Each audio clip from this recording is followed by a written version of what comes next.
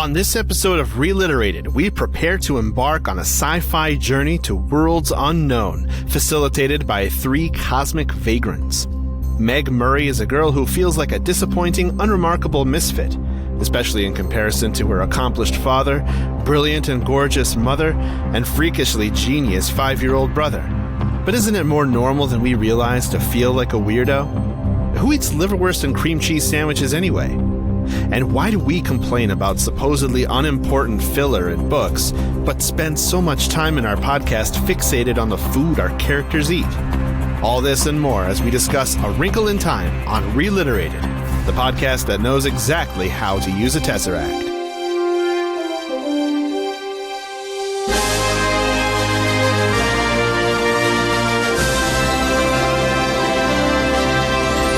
Welcome to ReLiterated, the lowbrow book club of three grown-ass men reading the children's books popular in the 1990s, but with 2020's hindsight. Fair warning, we use language too mature for kids, analysis too immature for literary scholars, and ignorance too profound to be inoffensive to everyone. You can interact with us and enjoy all kinds of bonus content by searching ReLiterated on Twitter, Instagram, Reddit, YouTube, and Facebook. Or you can ask us questions, suggest future episodes, or tell us what we've missed by sending us an email at reliterated@gmail.com.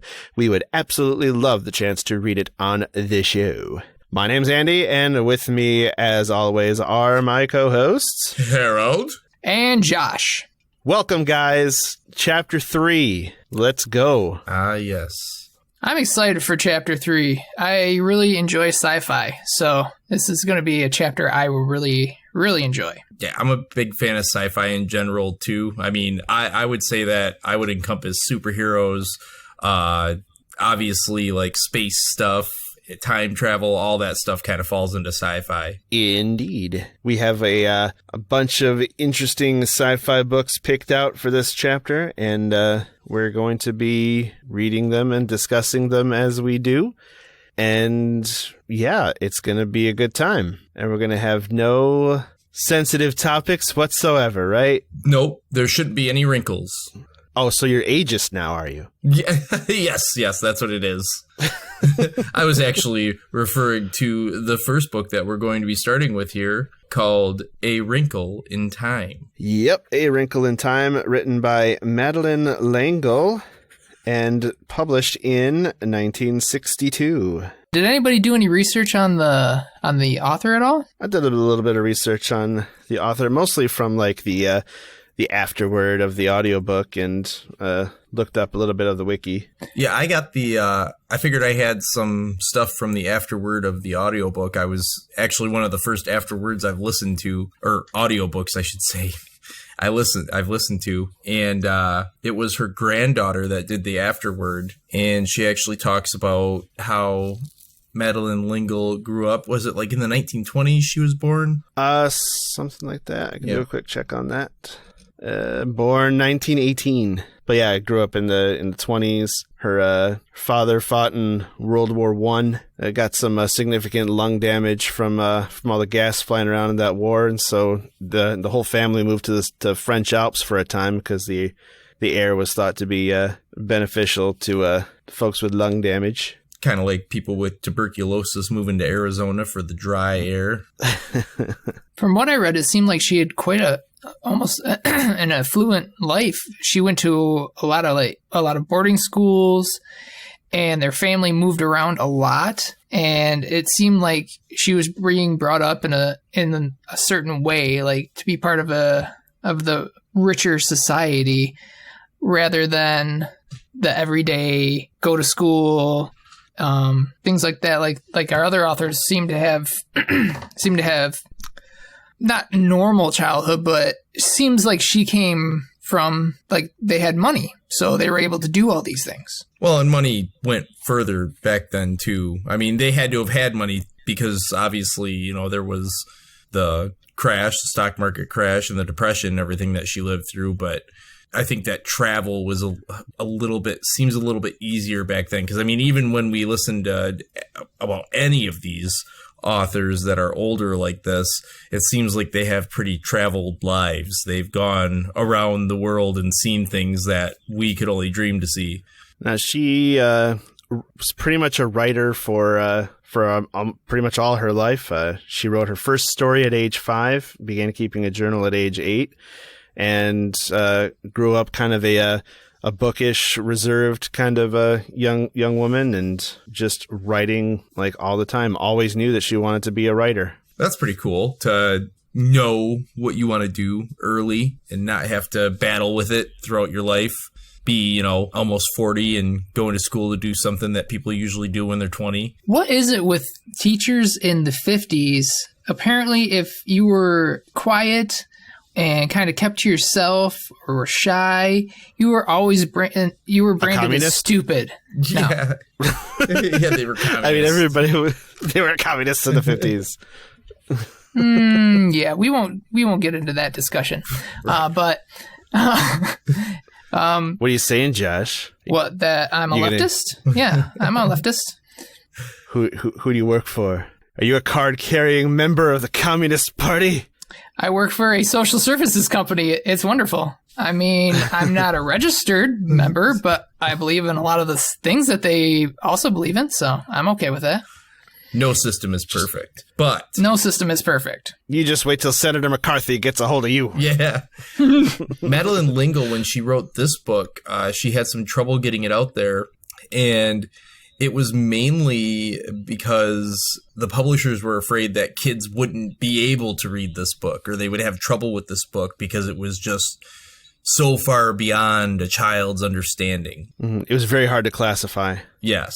And later, she ended up having problems with people that were non-religious, said that it relied too much on religion and gave kids this religious view that they didn't necessarily want people to have.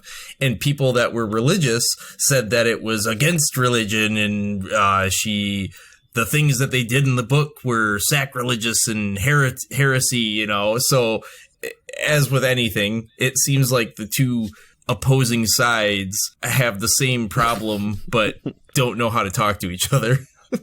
It's either too religious or not religious enough. Yep. Or not like exclusively religious. Like, yeah, it mentions Jesus in it, but it also mentions witches and crystal balls and all this magic nonsense.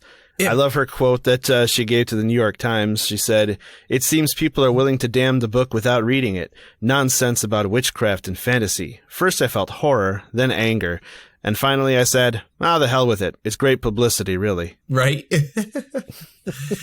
And it's funny. I mean, we'll get to it, but she actually doesn't mention Jesus almost in the same religious sense. She mentions it as, it being something that happened in the mythos of the book, yep. But it wasn't as just one influential person in a line of influential people throughout history. Right. It wasn't what people think it is.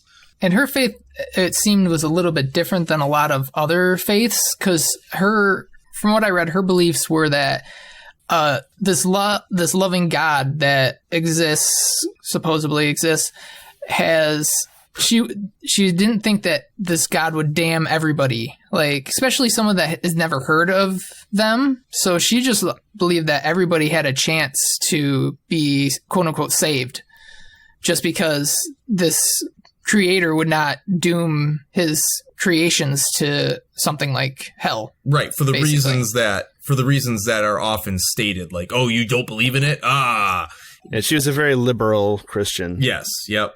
Yeah. And she got a lot of flack from the conservative Christian side, which, not surprising. The conservative Christians are all about giving people flack. Par for the course. So that is Madeleine L'Engle. And the audiobook I listened to, the version that I listened to, was read by Madeleine L'Engle. Oh, really? Yeah. Yep. There's an audiobook out there read by the author? Read by the author, yep. She actually has in her foreword, she talks about the book and how when she was writing it, the publishers told her kids wouldn't understand this, they wouldn't like it, they wouldn't get it, but every time she wrote a chapter, she would read it to her kids before they went to bed at night, and every night they would be clamoring for the next chapter of the book. So she knew that kids would like it, or at least her kids. And I mean, the book features the heroes of this story are children.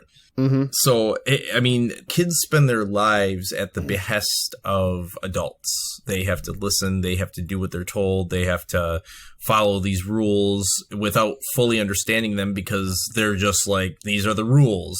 You don't necessarily understand those rules until you get older. Sometimes not even until you have kids do you understand why certain rules were put in place. And not everybody does, and I'm sure people get the rules if they don't have kids. But I'm just saying, like, some of the rules don't make sense early on. And these kids are thrust into a situation where they are the only thing that can save the planet of Earth. Not necessarily universe, just planet of Earth, at least at this point, because there is a darkness out there, and we'll get to that and everything, but there's a darkness out there, and it has taken some planets, and it hasn't taken others. You know, and I would like to note that A Wrinkle in Time did win the Newbery Medal in 1963. Ah, yes. So we're reading another medal winner, you guys. Nice. Man, we gotta slow down so that we can have a Newbery Award chapter. There's plenty of books out there. Right. All we need is, 4, really. I mean, it seems like the second book in any chapter we're going to devote to like a Goosebumps or Babysitter's Club. Right. Not to tip our hand too much. Nope. Now, yeah, is there some type of series? Is there a Choose Your Own Adventure that won a Newbery Medal? I'm waiting to hear from the committee about our episode on the unicorn one. I think that's Newbery Medal worthy. I think so. If not, at least like, I don't know, an Oscar or something. Yeah, there's an award out there for audiobooks. The Audies, I think. Okay. Could put that up for an Audie. I would like to say that right before Magic of the Unicorn or shortly after Magic of the Unicorn released, we actually hit 400 downloads of our podcast overall. We're currently sitting at 431, and we absolutely love you guys. Thank you so much for listening to us week after week, and we will continue to try and get better. And I will say that we are still going to speak and think as much as we can before we talk, but I promise you we will not think of everything. So understand anything we're saying is always coming from the best place. If whether or not it's correct or what. And we haven't really heard anything about any complaints about where like our intentions or what we're actually saying. Nope. Or, we haven't caught any flack yet, but we are still open to hearing feedback on what you do think. So definitely let us know. Our email is reliterated@gmail.com. Flack is as welcome as undying love. I believe that's spelled Flak, right? Yes. Flack. Flack. A Wrinkle and Flack. A Wrinkle and Flack. Anything more to say about the book as a whole before we jump into the story? It is the first book in a series, a 5-book series. I don't really have anything else for. I think I'm ready to get going. Yeah, I want to get into it because this book it's very wordy. It is very wordy. Very wordy. It has a lot of filler in it. Gosh. I'm not going to say filler. I'm just saying it's very wordy. It's very Tolkien-esque in the fact that there's a lot of descriptions and things like that may or may not actually play into the actual storyline. Right. Okay. Here's what I have to say about that. When you go to a museum, you see a painting on the wall. Do you appreciate like only the works that are like outline drawings that you just have a general sense of what's there, or do you get wowed by the detail and the strokes, so the many colors that are used thrown onto the art? I mean, these are words purposely written to evoke an imagery, to evoke a mental picture of what you've got. And I don't think it was that uneconomical in this book. I think Melon did a pretty good job in displaying some of the wonder of her world that she created. I'm not saying that. I enjoyed a lot of the world that was brought to us. We will get to one of my favorite planets in this. There's a 2-dimensional planet. I think that is an awesome description of a place that we would never consciously think of to go, but she took us to this place where it's only 2 dimensions. That is awesome. But at the exact same time, if she didn't tell us about it, it wouldn't have affected the story in any way, shape, or form. See, Josh, he's like, it should have started, it was a dark and stormy night, and they saved everyone. Then they found their father. They found their father. That is not, that's what you guys are trying to put into words into my mouth. That's not what I'm saying. There are a lot of great books out there that are not like, that are more to the point than this one. And maybe that's just because I'm not a huge fan of fantasy in that way. I guess it's just how I feel about it. Right. So. No, I can agree to some extent with both of those perspectives. I agree that I'm wowed by the use of language and how she paints pictures with the words, and I enjoyed that greatly. But at the same time, I'm with Josh on certain parts of this. When they'll get into like arguments or disagreements amongst themselves and go back and forth. And we'll get through to some. I can't remember any right off the top of my head, but it's just funny how they keep on like beating a dead horse in certain points. I will concede that the dog is completely disposable. The dog is disposable, yes. Yeah, even though I really like his name. Yes. It was very interesting. Yeah, Fortinbras. Fortinbras, yep. A Shakespeare reference, a Hamlet reference. It was a dark and stormy night, though. And that is the literal beginning of the book. It is. And we're introduced to our protagonist, one of our protagonists, pretty much the main one. I would say the main protagonist. The main one, yeah. It's Margaret Murray, and she is in her attic bedroom watching wraith-like shadows race along the ground. There's a pretty terrible storm going on outside. It's shaking the house, and she's not someone that normally gets afraid of the weather, but right now she is, but it's everything going on in her life. She is having a lot of trouble at school. She's actually been put in what would, I think, be a remedial class, but she is actually a smart person, and her parents are both scientists. She has twin brothers, Sandy and Denny, and she has a younger brother named Charles Wallace, right? Yeah, yes, Charles Wallace Murray. Yep. That is a very formal name for a 5-year-old child. And they never call him anything but Charles Wallace. Right. Sometimes it's Charles. Sometimes it's Charles, yes. But it's almost always Charles Wallace, the 5-year-old genius child. That kind of reminds me of when my brother was in preschool. It was, I believe, the first day, and he was meeting all the teachers and things like that. And the principal went up and introduced himself, and he was like, "Hey, Dave, my name's so-and-so." He's like, "I prefer to be called David." And so he's always been David for my entire life. I've never heard of him called Dave, except for like a few people in college, maybe, but most people just called him Trip. So I was just like, oh, that's very formal, just like this happened to my brother. So it's just maybe he's a peculiar child and he prefers to be known as his formal name. Sir, I prefer to be called David. Or, it's literally, or Trip. Oh, he didn't think of Trip till later. But yeah. Call me Slanted Button Brow, please. Shazam! So it's Meg and her twin brothers, Sandy and Dennis. And Charles Wallace. And their mother. What was their mother's name? Mrs. Murray. Mrs. Yeah, Mrs. Their mother's name is Mrs. Her mother's name is Mrs. But Mr. Murray is not there right now. He is gone, and his family doesn't know where. And he's been gone for some time. I don't know if they actually say how long he's been gone. Well, it's been probably about 5 years. He doesn't really know Charles Wallace. He was around to help make him. Yep. But went missing when he was just a baby, and he supposedly was working for the government, very top secret work. And mom seems to be sure, like, hey, he's coming back. It's everybody relax, and she puts on a strong face all the time. Sandy and Dennis have kind of moved on. I'm sure they're upset in their own way, but they're cool with the way things are.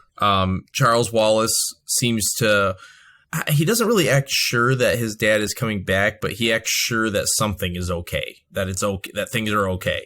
Meg is torn up about it. This has affected her schoolwork. It's affected her relationships with people. One of the first things that we find out about is her coming home after this night goes by, and her and Charles have a sandwich in the middle of the night. Oh, this was actually interesting. Yeah, is this where they have their nighttime food? Yeah, she's she doesn't like being up in her attic bedroom during this hurricane. Yep. Apparently, and she goes down to get some cocoa or something. That's right. Finds Charles Wallace already in the kitchen making cocoa. A 5-year-old working the stove and cutting up tomatoes or make sandwiches, whatever. Yeah, he makes a different sandwich for each of them. He makes a liverwurst sandwich for Mom, a tomato sandwich for Meg. He's got jelly toast. He's making the cocoa, and he even tells Meg to, keep her eye on the milk so that it doesn't get a skin on top, because she doesn't like it when it gets the skin on top. And this kind of introduces you to this kid, this little 5-year-old that is way beyond his years. And she mentions how some kid had called him her dumb baby brother, and she got into a fist fight with him. Yeah, he puts on this kind of... he doesn't let on that he's a brilliant child, so he'll go unnoticed or something, right? With the other kids, and he's kind of worried about starting school in the next year because he doesn't want people to find out how brilliant he is or something. He'd rather be known as a moron, I think it puts it. Yeah, or at least to be left alone in a certain way. Yeah, to be left alone. That was what he made his mom, a liverwurst and cream cheese sandwich. So I think we should do a video where we all make a liverwurst and cream cheese sandwich and eat it. Yeah, have fun with that. Nope. Gross. Also, cream cheese. I can't have cream cheese. How many times? Why is that, Josh? Because I'm intolerant. I'm intolerant. I don't think we've covered that. We do not tolerate intolerance, Josh. Just of lactose. Get out. So we get to this point where they're all sitting around the house and they're talking about, she's describing the room. And she says the curtains red with a blue and green geometrical pattern were drawn and seemed to reflect their cheerfulness throughout the room. The furnace purred like a great sleepy animal. The lights glowed with steady radiance. Outside, alone in the dark, the wind still battered against the house, but the angry power that had frightened Meg while she was alone in the attic was subdued by the familiar comfort of the kitchen. I mean, that's a good couple sentences there that really, brings you in. Oh, I fully agree with that. But as you said before, there's a lot of things that are in this book that don't need to be there. Yes, that is setting the tone of the room. That is setting the setting. But we will get farther into the book, and yeah, as you said, there are arguments that happen that they just go away. Or something happens, and you think it's going to be intricate to the book, and then it doesn't have anything to do with the book. It's like, okay, so are you just leading me one way just to turn on me? Or are you... I want to be there for the whole ride, And a lot of times, I'm not looking at the strokes, the paint strokes. I want to see the big picture. I want to see this amazing big piece of art. I don't want to get into one of those paintings where, yes, it's very intricate that they've used dots to make this entire painting, but I don't care about the dots. I care about what the dots make, I guess is the best way of putting it. And the artist that did that was Boy George. Yep. No need to fact check that. Nope. Just take my word for it. I'm going to Bing it. So now you want to know? I know who it is. Now I want to remember who that artist was that made the dot painting. It was Charles Wallace. Was it Van Gogh? La Grande Jatte, or A Sunday Afternoon on the Island of La Grande Jatte by Georges Seurat. That is the painting I'm thinking of. Seurat. Okay. Yep. That makes Pointillism sense. Is the style of painting that you're describing. Yes, that's I guess the best way for me to how I read and enjoy books as well as artwork. So skimming. Oh yeah, I'm big on that. Without each of those points being there, it's not going to make much of a picture, but it's a good thing that they're all there so you can look at the thing as a whole and see what it is. Yeah, because without those dots, it wouldn't be anything. Except for the other two hosts. Leave the other two hosts to talk about the details. If Josh got invited to an art gallery, a swanky art gallery, he'd be standing in the crowd. They'd be like, "See the strokes and this and that." And Josh would be like, "That's a real nice picture." We all know that I would be in the corner giggling at a meme on my phone. We all know I would be there. That's what I would be doing. I just came here for the free cocktails. Not even that, because I don't drink. Where are the paintings of the naked ladies? Yeah, excuse me, sir. Where are your finest paintings of naked ladies? Nudes, please. What the heck's going on? None of these paintings are on black velvet. What's going on here? Yeah. Where's the black light? What kind of fine art is this? Oh, these paintings are so unrealistic. Sir, this is the surrealism wing. I don't see a single dragon fighting an airplane. The graphics are terrible. No, he doesn't like high fantasy. So, no dragons. So Meg, she continues to go on to like completely put herself down as being just super plain. She's not the prettiest girl in school, and that really bothers her. And now she is seen as one of the dumbest kids in school because she's in this remedial class. And on top of that, she's willing to run out and fight with the boys, which, you know, especially at the time when this book was written, that would have been really off-putting for her to be that way. And her mom is basically telling her, you know, you need to learn moderation. You have to figure out how to not go to the extremes all the time, you know, extreme depression, extreme happiness, or anger right away whenever something little happens, and that anger explodes immediately into a physical altercation as opposed to being just like, hey, I'm mad about this. So the kid that she punched or took down, she beat him up, and the mom had called Meg's mother to tell her, oh, you know, your daughter did this and that. And Mrs. Murray was like, well, you know, he is a year older than her and 25 pounds heavier. So I think that... What's his excuse? Yeah, what's his excuse, you know? But she is always getting blamed for everything, or she feels like everything becomes her fault no matter what it is that she does. And you know, she says even right here, I hate being an oddball. And I mean, I get that. And I think a lot of kids get that. I think even kids that aren't oddballs at times think they're oddballs. Right. This is a very relatable character. Right. And I mean, even when you look around, I mean, I always remember when I was younger being like, oh, I'm so weird. I'm the weird one, blah, blah, blah. But then especially as Facebook has come out and all this stuff, yeah, there's some people that are complete, like, two-dimensional flat characters that are just like, I work out all the time and I'm cool, you know what I mean? But then there are everyone else, and almost everyone else I think sits in their own little home inside their head where they're like, I'm a fucking weirdo, man. You know, what's wrong with me? I think that's a normal state of mind for a lot of people. Right, I do it. Yeah. Mm-hmm.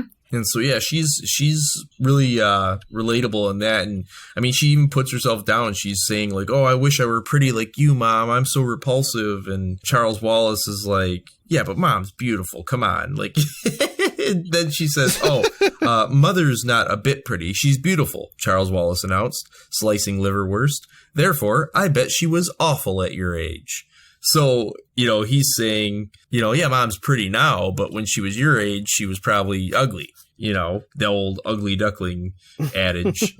And she probably grew into her looks like you will, Meg. Yep. And we find out that Charles Wallace met somebody named Mrs. Whatsit when he was chasing Fortinbras, I think, and the dog. Yep. And he went to this old house that's the haunted house of town. Everybody thinks of it as a haunted house. And there was a lady living there named Mrs. Whatsit.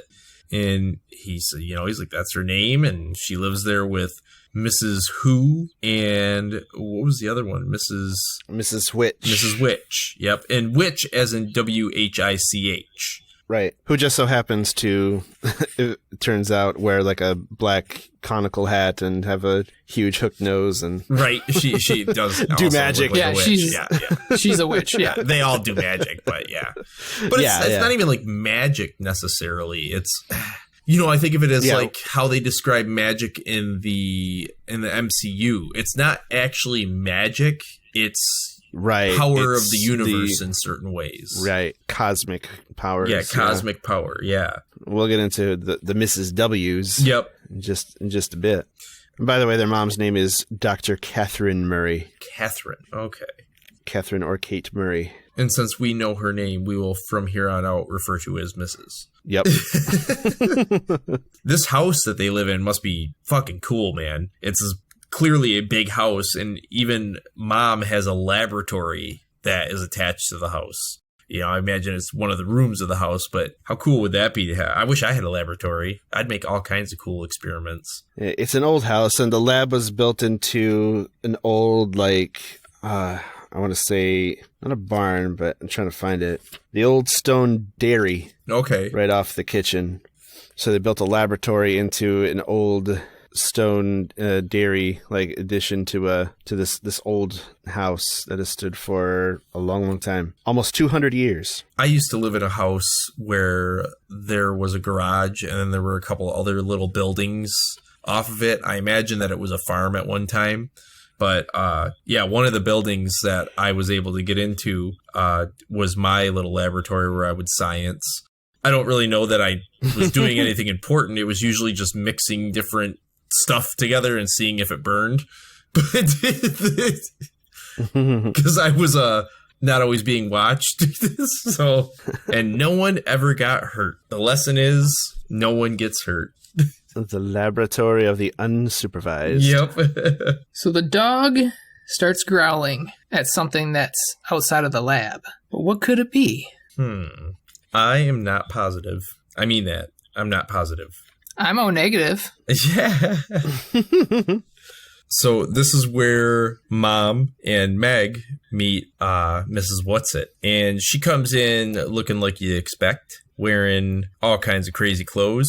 They couldn't tell her age or her sex, other than the name, I'm guessing. And she had a bunch of scarves of assorted colors, a felt hat, a pink stole, a rough overcoat, black rubber boots covered her feet. And I like how her voice is described as sounding like an unoiled gate, but wasn't unpleasant. Probably like you would imagine that, like any old crone archetype to be, and yet somehow, yeah. Hello, my pretties! Yeah, that's somehow not unpleasant. Well, as we've heard, Harold's voice is quite pleasant from what the small amount of feedback we've gotten back. So. Soothing. Soothing. Yes. A soothing, unoiled gate. So Mrs. Whatsit and all of these, the W ladies, are wild. They just start saying things and making statements that seem to come out of left field. She even here, she says, it isn't so much that I lost my way, I got blown off course. So, I mean, it's like she was walking through a hurricane, clearly, in rubber boots. Or riding a broomstick. Oh.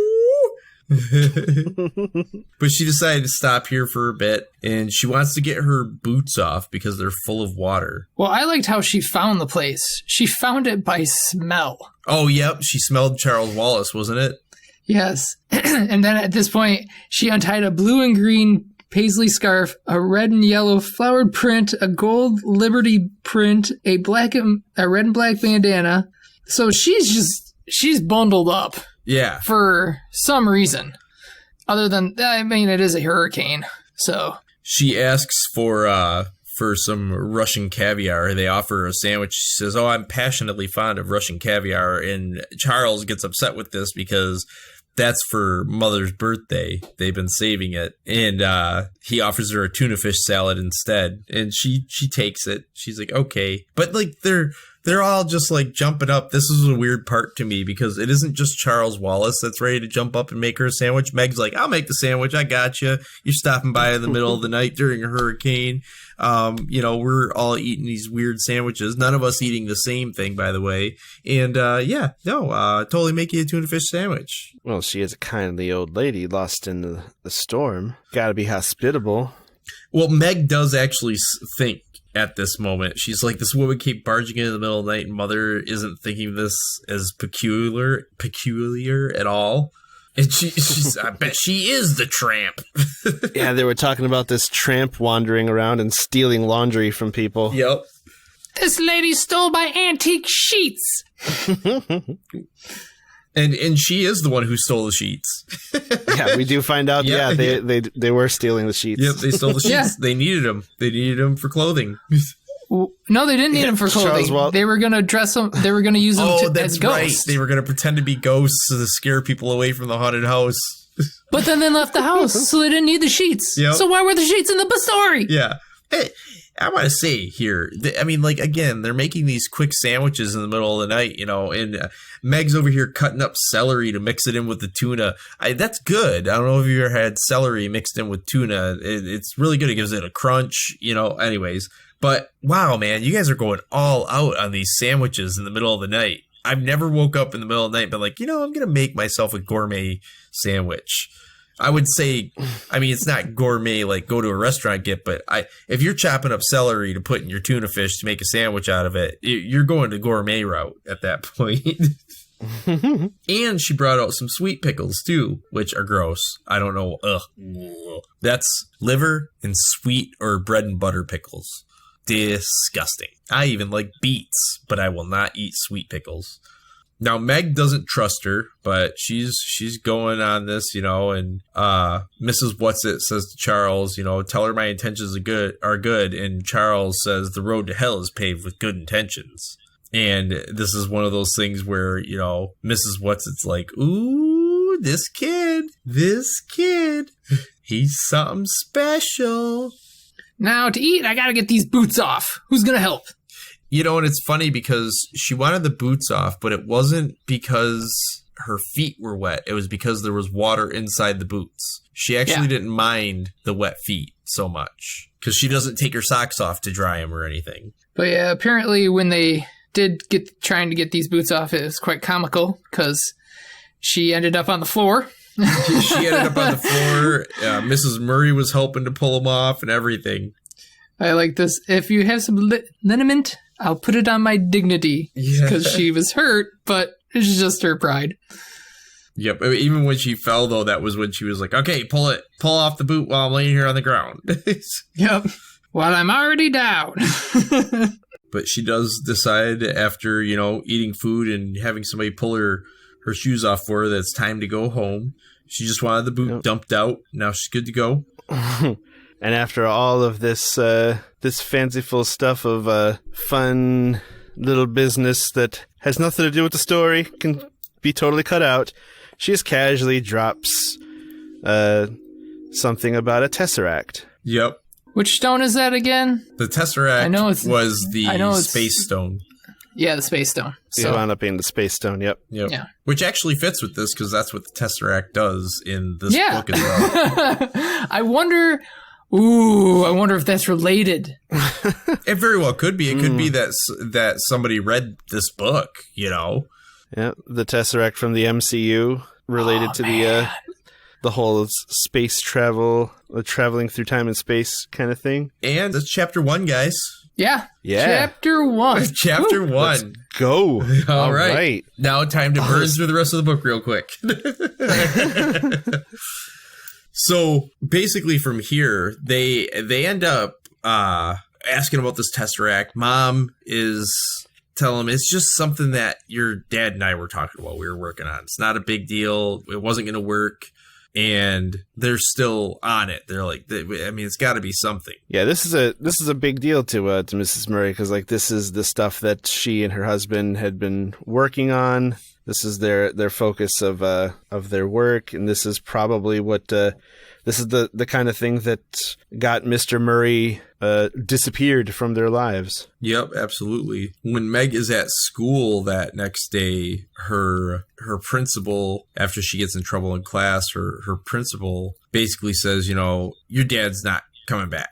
Face it. And that wasn't, she didn't like that. She started yelling at the principal about that. And then he's telling her, do you enjoy being the most belligerent, uncooperative child in school? And she just ignores it, which I would too. Fuck that guy. What a prick. For real. Now, when Meg got home that night, her mom was cooking stew on a Bunsen burner in the lab, which is probably not a good way to make food. I mean, it's just an open flame. She's making stew. Yeah. But if she's got all kinds of other chemicals in there. I mean, the Bunsen burner is just the flame. She could just have a pot for cooking over the burner. It's fine. Yeah, I guess. I just thought of it as it's still in the room. It's just off to the side, so it's not around any of the actual science equipment. Right. I mean, cooking is a science. It's just the chemicals you use are... It is delicious. Usually, it's you make a chemical change to the food by adding heat. Biological in nature. Yep. Yep. You make a solution of broth and vegetables and chunks of meat. Well, most people make a solution of vegetables and broth. You guys make just meat and cheese or something. Sweet pickles. Sweet pickles. Ugh. Gross. We do find out that Charles Wallace can not read minds, but he can... It's something like that. He kind of can read people's feelings. He can sort of read minds. He's good at reading, especially his sister. He's particularly good at reading his sister. But he can't read books yet, as smart as he is. But he can't read books. He's got a vocabulary larger than mine and still can't read. This kid is something else. And this is where we meet our third protagonist, Kelvin O'Keefe.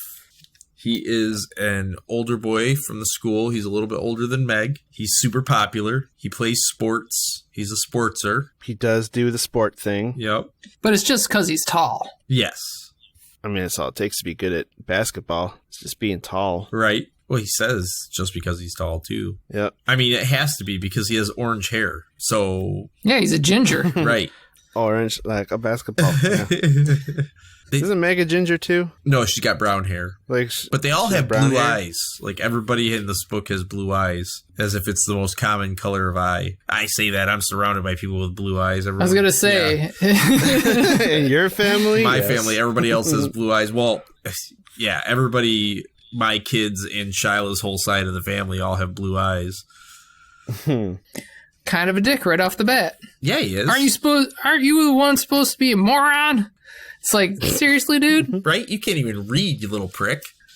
No, he's talking about Charles. Yeah. That's O'Keefe. That's Kelvin talking about Charles Wallace, calling him a moron. I stand by my statement. Kelvin can't read either.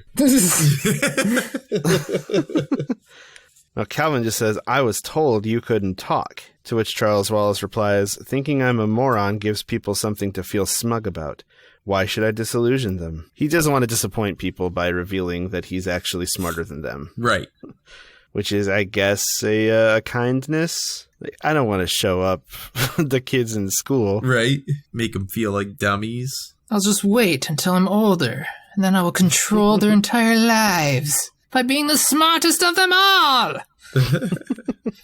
That's what I always thought when, I would go up a grade for English class. I'm gonna go on and do great things. I'm a gifted student. I pretty regularly in high school set the curve on the English tests, and then I would get talking to after class because they'd be like, Harold, you would be passing this class with an A if you would just do your goddamn homework, man. Yeah. So stop giving me homework. Stop giving me homework and I'll have it passed. Amazing how we never thought to say that. Yeah, right. That should be the response. My mom lost it on me one time because they, in 7th grade, one of the teachers had passed my locker and noticed that it was like full of papers. And so they called my mom in and they all met me at my locker and they were like, we found out where all his homework is. And they opened up my locker and they started going through it. And like 80% of the homework assignments were done in my locker. I just never turned them in. Oh my God. Yeah.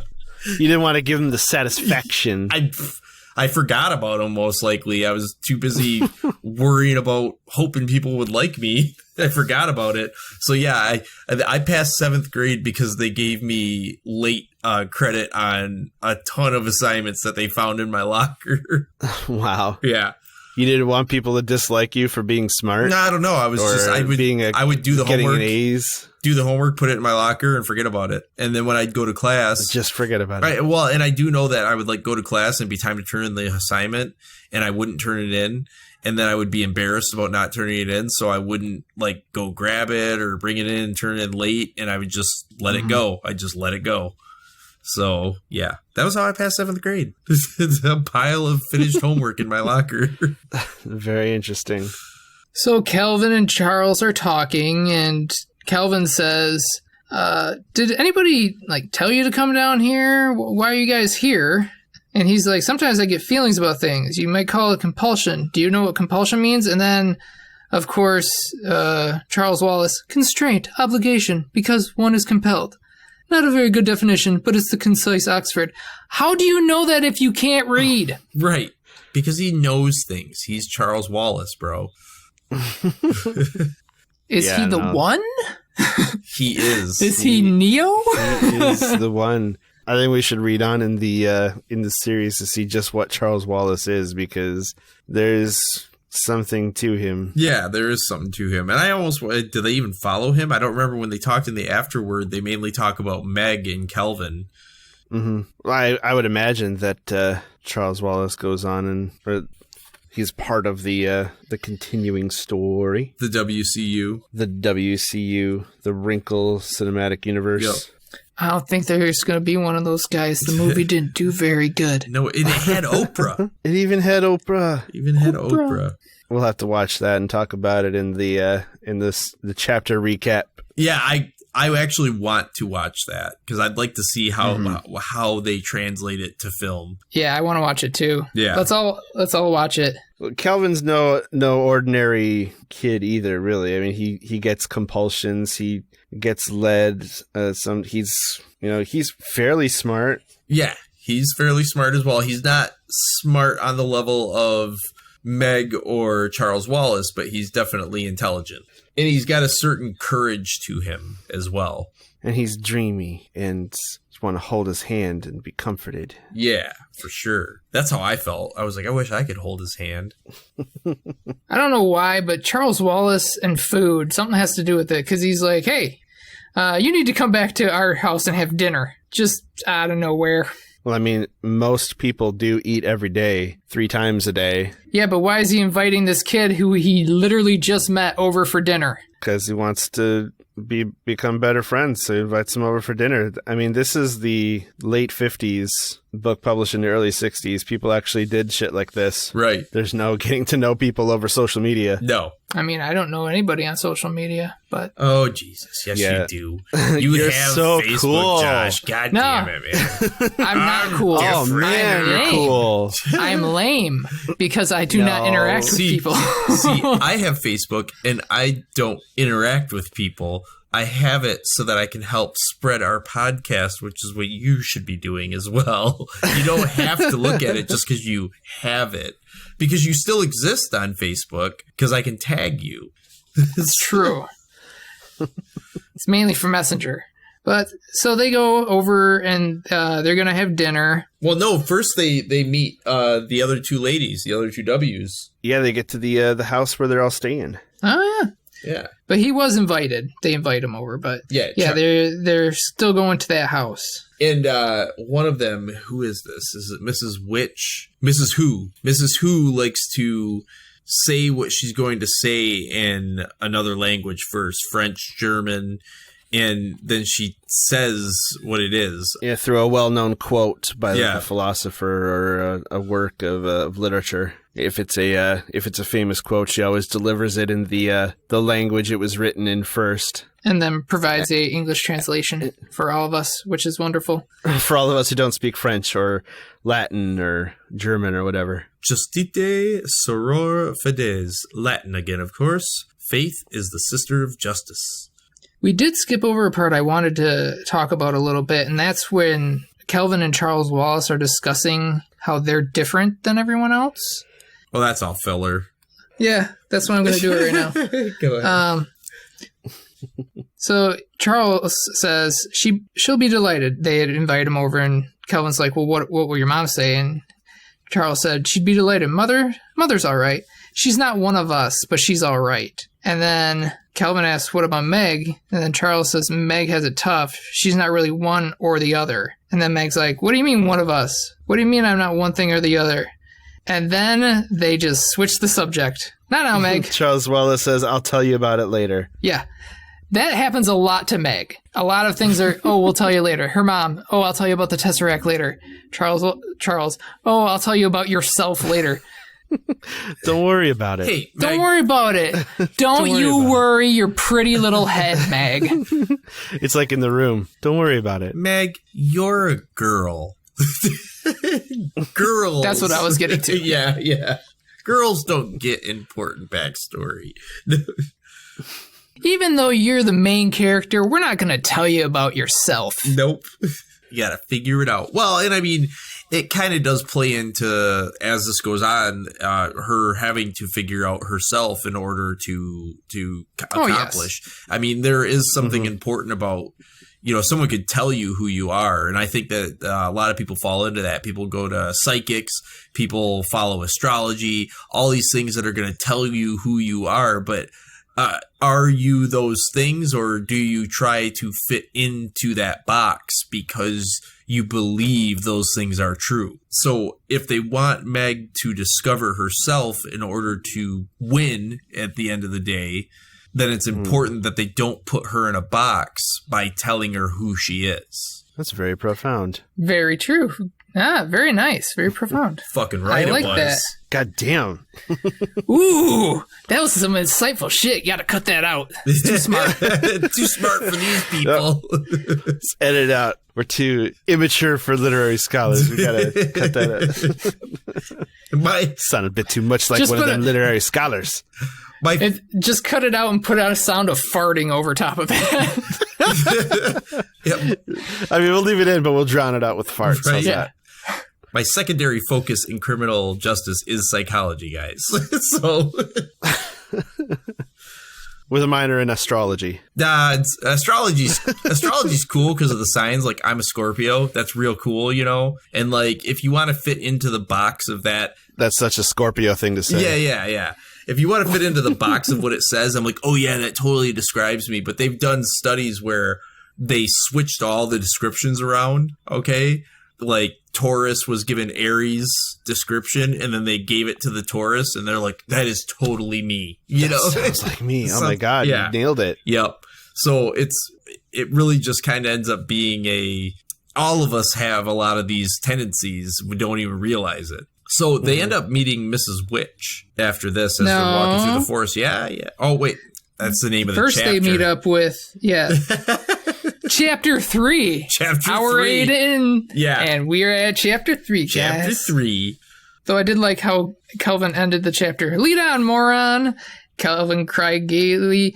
I've never even seen your house, and I have the funniest feeling that for the first time in my life, I'm going home. That would be an odd feeling.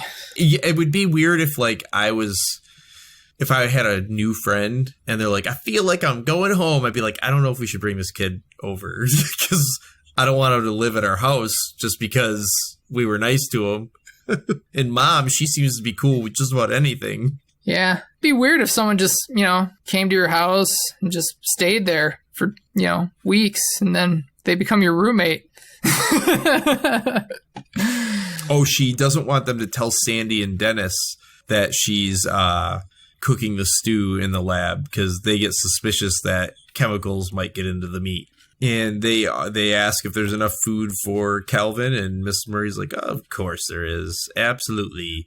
It's thick. It's a thick stew. That's some thick stew. Which is the best kind of stew. You don't want a soupy stew. You are the fan of the chunky soup. Absolutely. My favorite chunky soup is New England clam chowder. That one is delicious. Chowder! Chowder! Eat your chowder! Chowder. Say chowder! Chowder. Oh, that voice right there. It's coming out in the next TYOA.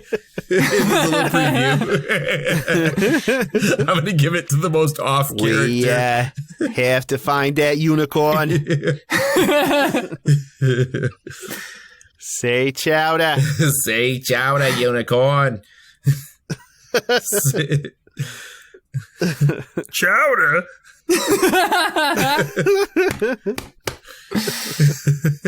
I see chunky soup. Yeah. Beef and barley. So this is why we're at an hour and 11 right now. Right? It is, yeah. Yeah, for fun. Because it's fun. It's fun. It's It is fun. fun. It's fun. It's fine. It's fine. It's actually fine. It's great. It's great. Super great.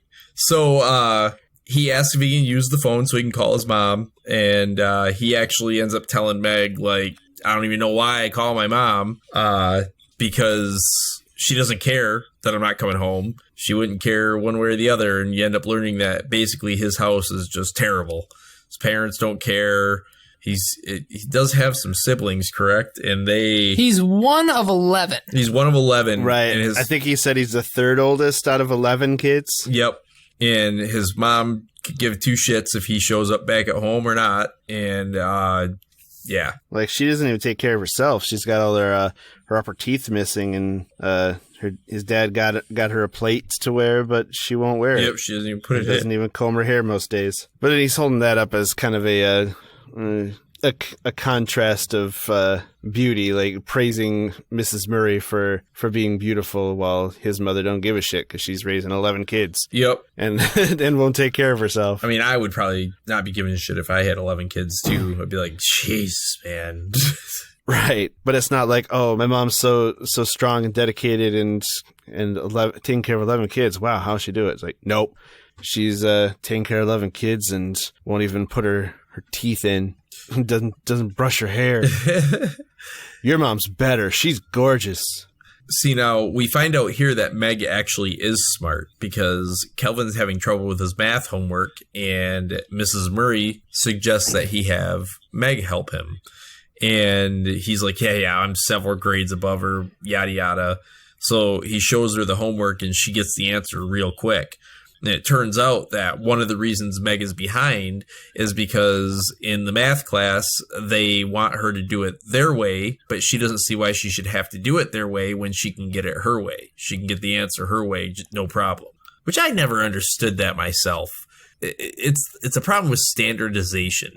They want, you need to do it like this. But if you can do something exactly, get the exact answer everyone else can do, but you take a different route to get there, it doesn't make sense that you should be knocked for doing that.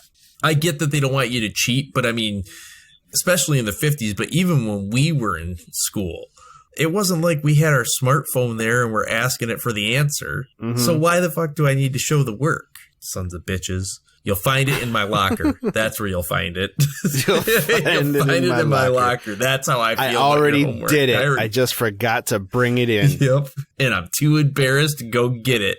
I remember growing up, and the math teachers were always like, "You, what are you going to do? Walk around with a calculator in your pocket?" Yep. God damn it, I do. Every fucking day I have a goddamn calculator. I have a mini computer in my pocket at all times. So yeah. Right. I think I can figure it out. No, I can go to Bing and ask it how to do addition and subtraction. No, I won't have a calculator. I'll have all the knowledge in human history at the palm of my hand. That's what I'll have. Exactly. Yeah.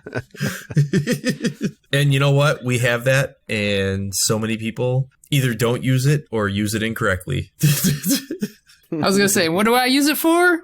Looking at stupid videos and stupid pictures. I mean, I use Dogs. mine for a lot of research. Now I use my laptop a lot more, but prior to starting back into school, I used my phone. Someone would say something and I'd be like, well, hold on a second. Let me just, Yeah. Let me prove you wrong. Let me prove you. Yeah, that was mainly what it was. I'd be like, that doesn't sound right. I don't think that's right. I'm going to research it and prove you wrong right now. In real time. Bing app. Yeah. Bing it. Bing it. So, yeah. And I'm not a math person, so when she's trying to explain this, I still don't get it. Oh, no. I didn't get it at all either. She's like, all you have to remember is that every ordinary fraction can be converted into an infinite periodic decimal fraction. See? So 3/7 is 0.428571. How do you know that? Do you just know that? Or I guess some people just do. You just got to remember that you can change a fraction into an even harder number to figure out. I was going to say, I mean, I get you can turn fractions into decimals. Like, right. Obviously, easy ones, but like that, I was like, I just don't know how she came up with that. Because unless it's memorized. It's because this family is odd and they're all kind of genius. I mean, I think Kelvin puts it the best. This is the craziest family. Yeah, right? But yeah, Miss Murray basically says, yeah, she sets up a mental block for herself. And he actually is, are there any more morons like Meg and Charles around here? If so, I should meet more of them. And, Mom says that Meg's handwriting isn't legible. So that's another one of her problems. Plus, Kelvin asks her other questions that don't have to do with physics or math, and yeah, she gets them wrong. Yeah. Yep. Like, what's the capital of New York? New York City. No, it's Albany. Yeah. I just happen to know that. She's good at math. But that also stands to another thing that I think about the way we do school here in America, education in general. I mean, don't get me wrong, we should have a basic general knowledge, but you should be looking at what a kid is excelling at greatly and focus their learning in that area, because we have people that are all over the place that get upset or bored or irritated with school and give up when they were good at something, but they have to do the whole thing, and I'm not saying they shouldn't have to do the whole thing, just maybe not like level 10 of the whole thing all the way through to be able to make it. Right. So you're saying like at an early age, we like find where all these kids their aptitudes are, and we kind of sort them into different types of schooling. Like we could have a big sorting ceremony. Not like precisely. Maybe have a hat. Not precisely like that. a talking hat. We'll, Yeah. we'll prescribe like this kid should go to an art school. This kid should go to an engineering heavy school. Right. Not precisely that, because you also don't want to turn them away from something, but put more focus into the things that they seem to be excelling at. And if they end up wanting to do something different, they can always move towards that other thing. But just the way it's done doesn't make any sense. Never did. Has never made a lot of sense to me. Yeah, there's no one size fits all, one method fits all for educating children. But that's the American way of everything, though. They're like, that's the way it is. That's what you hear all the time from people. We just want a simple solution. Everything is one size fits all. That's the way it is. No, it's not. And you guys are brainwashed for thinking that. We have a simple solution for doing this, standardized for everybody. Yep. And there is no alternative. Yep. But what if there is no alternative? There is no alternative. We will always be one of the lowest in education in the developed world. That's just how it is. That's too hard. We're not doing it. We're not going to do it. It's too hard. Too many steps. We'll make it easier. You think my taxes should be used to educate people and give health care? No, my taxes are for bombs to blow up countries that do that. I don't have any kids. Why should I pay for other people's kids to get smart? Rabble, rabble, rabble. Rabble, rabble, rabble. MAGA, MAGA, MAGA. So, anyhow, well, we just lost anybody on that level. I don't think we ever had him, bro. Yeah, we didn't have them. Yeah, we never had them. This is a podcast about books. So... Yeah, I guess it does require the ability to read and understand things. Okay, anyhow.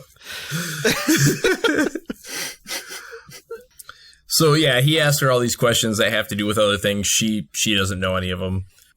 Including who wrote Boswell's Life of Johnson. Right. And I'm surprised she didn't say Boswell. Right. She just says, oh, Calvin, I'm not any good at English. She's a math-centered student. I mean, she even goes and gets forks for the stew. So, I mean, math might be the only thing she can do. Kelvin ate 5 bowls of stew. That makes sense to me. He's a grown boy. Yeah, he's a teenage boy, man. I'll tell you what. He's a tall teenage boy. Yep. So, yeah. And 3 saucers of Jell-O, a dozen cookies. Yep. Yeah, he put it down. His parents starved that kid. I'm going to tell you guys right now that we are definitely going to have to do another part for this book, because as I'm looking down at the timer on the book, there's 2 hours and 54 minutes left if we were to just be reading the book, and we're in chapter 3 right now. So yeah. Looks like Wrinkle in Time is going to be a parter, which is fine with us. Mm-hmm. Yep. I think we can, it turns out we have a lot to say about the minutia that happens in this book. Yeah. Go figure. We didn't think we would. But yeah, so they eat. Kelvin really puts down the food, and all of a sudden, Meg kind of noticed that her mom is upset. When she had gone to do her homework, she couldn't concentrate. So she says, "Mother, are you upset?" And Mrs. Murray was kind of just like, yeah, I am. I'm fucking pissed. Which was odd because it's a children's book. But she asks her why. And Mrs. Murray kind of like looks at her hands a little bit. And she's looking at the gold band on her left hand. And she's like, I'm a young woman, really. I'm not old. And it's kind of hard because, I'm still in love with your dad. And I miss him terribly. And she kind of thinks that everything that's going on has something to do with him. And she can't explain why, but she knows it's like the only explanation somehow. And then she also explains to Meg that just because we don't understand something doesn't mean an explanation doesn't exist. And she calls out that Charles Wallace is different. She can't explain why he's different either. She just knows that he is. And something has to do with him. And her father felt the same way. So, which is strange because, like we said, he has been gone since Charles Wallace was a baby, but he still felt like there was something different about Charles. I mean, it sets up where Charles Wallace fits in with all this and what's explainable, what's not explainable. And Kelvin had gone up to read a book, and he read Genesis to Charles Wallace. Charles Wallace, yeah. He read a book to Charles Wallace, yeah, and it was Genesis, which is probably where the non-religious came in. It's like, rabble, rabble, rabble. As if it wasn't a completely normal thing back then, or even today sometimes. At that point, they'd be like, oh, that's good. He wants to read the Bible. Yeah. As long as he does nothing else. Yeah. As long as there's no other power in the universe but God. Yeah. No Mrs. What's it, witches or who's. And definitely no eyeless furry monsters with tentacles. No. That make you feel so good when they touch you. So Mrs. Murray goes off to work on her stuff in the lab. She doesn't want to be too far behind her husband when he comes back. And Kelvin ends up asking her to go for a walk. And so they end up heading out for a walk. But first, Meg asked her mom about the Tesseract. Oh, yeah. But not right now. I can't tell you now. Yeah. Go for a walk with this boy. Later. I'll tell you later. Don't you worry your pretty little head about it. Go be alone with this older boy at night outside. That you just met. For a walk with Calvin. How old is Meg, by the way? Do they say how old Meg is? No, I don't think so. They say that Kelvin is a few grades ahead of her, but they don't say her age. No, but I'm thinking she's either late elementary or middle school. About 13 years old is the estimate on the wiki. Okay. It seems like middle school age, I would say. Because they press this relationship hard in this book, in my opinion. Right? I'm like, okay, so she's 13 and this boy is in 11th grade. Yeah, but dude, people were getting married and having kids at 18 years old back then. Yeah, but that didn't have to do with dating. Would you let... Calvin is 14, and he's he's up a couple Oh, because he's grades. smart. That's right. Yep. Okay. He's smart, yeah. That makes sense. Okay, now it doesn't. Now it's not as creepy. Yeah, okay. yeah.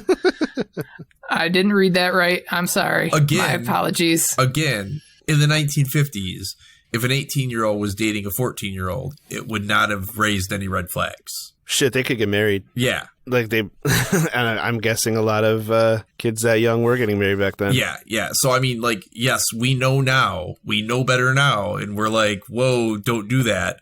But, yeah, not even 100 years ago, that was a normal thing, you know, so. Right. This is post-World War II baby boom. Yeah. Yep. Like, a lot of people died in the war. Let's get to fucking. Yep. Yeah. Replenish the population, boys and girls. So settle down. Here's a house for free. Yep. It's a good thing we if you're changed. white. If you're white. Yeah, if you're white. Yeah. Yes, if you're white. Because it's also the 50s. The twins also, they mentioned the twins have a vegetable garden that they grow outside. It's an odd family. So Kelvin and Meg are on this walk. Ooh. And they're talking about Meg's mom and dad. And she says he's a physicist. Sure, we all know that. And he's supposed to have left your mother and gone off with some dame. So Meg got super upset about that. Oh, yeah, she did. But he was like, hold it, kid. I didn't say anything you hadn't heard already, did I? Hold it, kid. She's a year younger than you, dude. Plus, he's like, anybody that saw your mom knows that he wouldn't do that. It's like, okay. Overemphasizing the fact that she is a looker of some sort. Yeah, right? They describe her throughout the book, but... Your mom's hot. Yeah. The technical term for Megan Charles Hall's mom is MILF. Mrs. MILF. Mrs. MILF. Sorry, Dr. MILF. That's science. Yeah, that's just science. Megan's mom's got it going on. Oh, and, when he said that, Kelvin had grabbed her by the wrist, and she said no, and she started to pull away, and she's like, let me go. And he's like, come on, kid, calm down. You know it isn't true. I know it isn't true. Yeah, your mom's hot. Maybe not today, maybe not tomorrow, maybe not even next year. We'll have hella beans. Yeah. That's how that goes, right? I don't know. I only know that one part. That literally. I was gonna say, I've never actually watched Casablanca. I've never seen it either. I've only seen that scene. And actually, to Here's tell you the nothing truth, Mick. I I believe that the only part of Casablanca I know is actually the parodied version done in Top Secret with Val Kilmer. See, my first go-to on Casablanca is the scene in Ninja Turtles 2, The Secret of the Ooze. Okay. Where Michelangelo is wearing the Humphrey Bogart hat. And they're all like individually saying goodbye to April so they can look for a new home in the sewers. And Mikey goes, maybe not today, maybe not tomorrow. Well, the lives of two people don't amount to hill of beans in this world, Nilsa. That's why you're getting on that plane. But anyways, yeah, Calvin O'Keefe is Humphrey Bogart now for some reason. And Kelvin has never really, I mean, like, he calls them morons, and then he tells her, look, you dope. Shakes her gently. I just want to get things straight. I always read that as more playful or like an ironic use of the words, because that's their reputation. Is that like Charles Wallace is a moron? Yep. That's his reputation, His but not sister's dope. true, not true to life. And Calvin knows that. Yep. And like Meg is not very bright either, and is a troubled child at school, and he's getting to know her as something that is not that either. So Faux cheesy. So yeah, they talk about Meg's dad a lot, learning about what he was doing, trying to find out, but a lot of it was classified. And then they bring up Top Secret. Top Secret, you mean? That's right. You mean that movie? That movie with Val Kilmer? That movie with Val Kilmer? That almost no one knows about? But it's still amazing? It's Yeah, one of the that most one. amazing parody movies of all time. Right up there with Naked Gun. But that's not important right now. That's not important. Yeah, but that's not important right now. So yeah, we're finding out about his dad, what he did, or her dad, and where he went. Her mom writes letters to him every day, even though she never gets one back. And the people have told them, like the government have told them, everything's fine. He's on a mission. He can't talk. He's top secret. Stay away. And then he suggests that maybe they don't know where he is. This is nice and something that wouldn't happen these days because nobody carries a snot rag. Meg says, I wish I were a different person. I hate myself. And Kelvin took her glasses off and wiped her tears with a handkerchief he pulled from his pocket that he probably used to blow his nose earlier that day. Or wipe the stew and Jell-O and cookies off his face. Yep. And then she apologizes. I'm sorry about that. And then he's like, oh, you moron. You are a moron. Oh, Meg, you are a moron. Tells her she's the nicest thing that's happened to him in a long time. But he tells her eyes are beautiful, and he says, don't take your glasses off. I don't want anybody else to see it. Because that's not possessive and controlling at all. It's not. It's just normal. You got dreamboat eyes. I don't think it's meant to be that. I think it's, I don't think he would actually get upset if she took it off, but it's a compliment to that. I mean, a woman was writing it. I get that maybe that kind of compliment wouldn't come across the same today, but at that time, the myriad of normal little compliments that people make to somebody, especially when they're first dating or getting to know them or anything like that, in just about any situation, if it were a bunch of people sitting around listening to you talk to somebody and describe how beautiful or handsome they were to you, right? I think it would be cringe to anybody that wasn't those two people. Oh, for sure. Yeah. But then, out of the shadows, what happens? What came out? A ninja. Not ninjas. No, not ninjas. We don't have ninjas. Unicorns. We don't have ninjas on this program. None that you can see anyway, because they're ninjas. Right. You also can't see ninjas because this is a podcast. But no, it's Charles Wallace. Charles Wallace stepped into the moonlight. I wasn't spying on you, he said quickly. I'm not a creeper. Yeah. No. Yeah. Wait a second. I feel like him saying that he wasn't spying on them means he was for sure spying on them. I was definitely not spying on you because there was definitely nothing to see. You were definitely not putting the moves on my sister. Right. But he lets them know that they're going. They've got to go. What is it with these children calling each other kids? Like, and I hate to break things up, but this is it, kids. This is it. It's like, you're 5.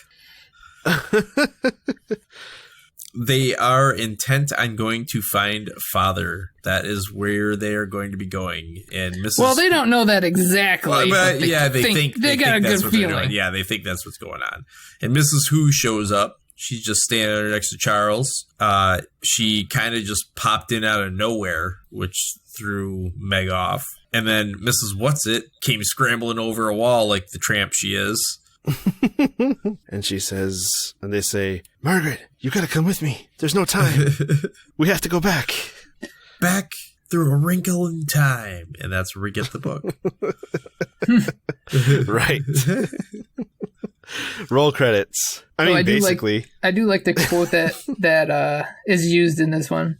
Un asno viejo sabe más que un porto a Perez. An old ass knows more than a young colt. Old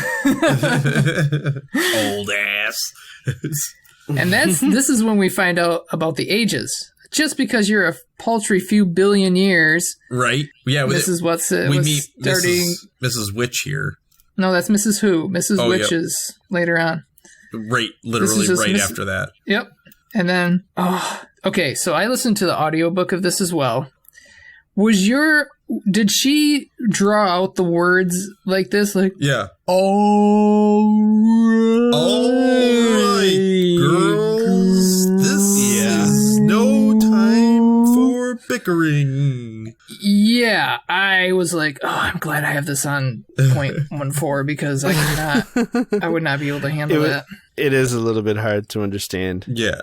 But yeah, I kind of interpreted it as it reads like there's some phasing and reverberating going in and out when she's talking, but it just kind of hangs on certain letters in every word. Well, here's what I think. I think that we've met Mrs. Witch, and she shows up, but she doesn't fully materialize. So these beings are clearly some kind of cosmic force, right? And they are going to get ready to go. And one of the reasons she doesn't want to materialize is because it uses a lot of energy to do that.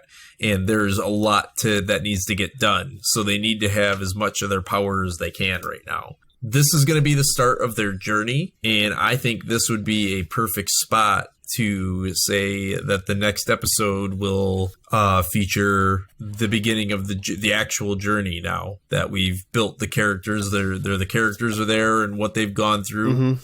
So we have set the scene, set the launch pad, and we're about to take off on a wild, multi-dimensional adventure. And wild it is. It is fun going forward from here for sure. And there's definitely a lot more to say about this writing, about the story, about the places and the creatures that they come into contact with, and the true identities of the Mrs. W's. Yep. Furry tentacles. We're going to get some furry tentacles. Maybe some lava monsters. Yep. We don't know. Maybe some good old-fashioned Cold War disembodied brains. Yep. Possibly some ninjas, maybe a unicorn or two. Krang, man. It's going to be Krang. Damn you, turtles! Man, it wasn't me. That was Krang. Symbolism and philosophy galore in our next installment. All right, so yeah, that is going to do it for part 1 of A Wrinkle in Time on ReLiterated. And I said I would do this for some guys that I met this week. So shout out to Django for, first off, getting your second shot. Good job there, bud, getting the vaccine. And for subscribing to us without you're just like, hey, I'm subscribed. I look forward to listening. So, hey, thanks for listening. And shout out to Nico. Not only is he going to listen to us, he sold me his old desk, which I got for a very good price. Nice. So thank you for that. And now my recording nook is almost complete. For the hookup. Yeah, I made myself a recording nook. I like it. So I really hope you guys enjoy my soothing voice. I recommend figuring out what's wrong in your life that you think my voice is soothing, but... Again, Harold, there have been at least 3 people I know of that have said this. Yeah, no, I've heard it myself. Somebody told me the same thing.